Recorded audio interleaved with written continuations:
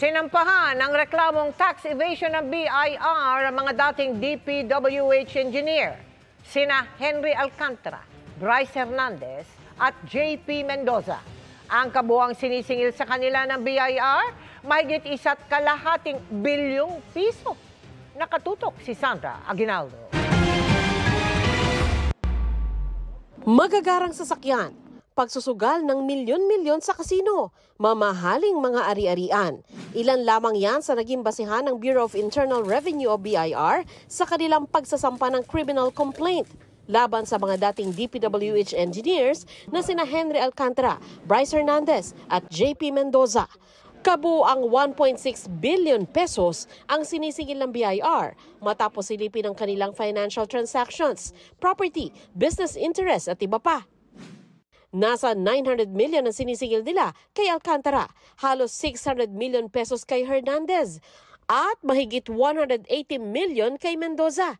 Para ito sa taong 2020 to 2024 ayon sa BIR. Ang titingnan lang talaga natin kung tugma ba ang mga revenues sa mga ginagastos at mga ari-arian nila at kung hindi nagbayad ng tamang buwis ay yan ang hahabulin natin. Bukod sa kailangang bayaran ng tatlo ang kanilang tax liabilities, nahaharap sila sa reklamong tax evasion at iba pang paglabag sa National Internal Revenue Code of 1997 na may parusang kulong na pwedeng umabot sa 10 taon. Nauna nang nasampahan ng reklamo sa DOJ ang mag-asawang Sara at Curly Discaya na sinisingil naman ng BIR ng tax liability na mahigit 7 billion pesos. Ayon sa BIR, patuloy ang kanilang investigasyon sa mga opisyal ng DPWH, government contractors at mga mambabatas. Iniimbestigahan din ang mga contractors na nag-donate sa kampanya ng mga kandidato at mga kandidatong tumanggap ng donasyon. Humingi na nga raw sila ng kopya ng mga SOSE o Statement of Contributions and Expenditures sa COMELEC. Tinitingnan din natin yung capacity rin nung nag-donate, whether or not bayad yung mga buwis niyan at kung may capacity yung nag-donate. Ang lahat ng kandidato, pag kumandidato yan, kinakailangan nilang i-report yan din sa BIR kung ano-ano ang mga tinanggap nila at kung magkano ang ginastos nila. Kung may natira yan ay kinakailangan nilang magbayad din ng buwis doon sa natirang income.